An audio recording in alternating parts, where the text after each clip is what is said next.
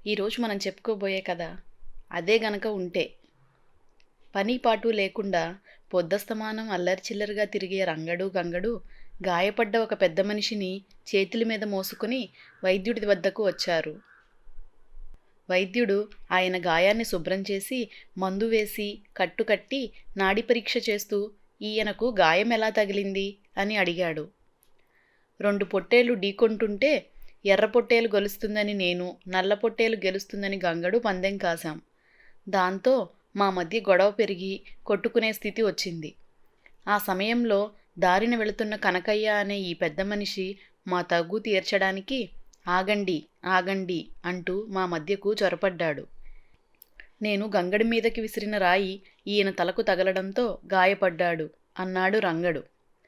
కనకయ్య మెదడుకు దెబ్బ తగల్లేదు కదా అని అడిగాడు గంగడు ఆదుర్దాగా. అలాంటి ప్రమాదం ఏదీ లేదు.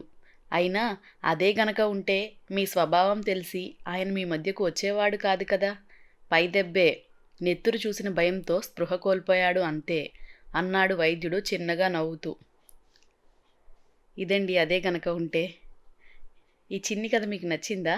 నచ్చితే మీ ఫ్రెండ్స్ రిలేటివ్స్తో షేర్ చేయండి. మరిన్ని మంచి కథల కోసం మన ఛానల్ను సబ్స్క్రైబ్ చేసుకోండి. Thank you.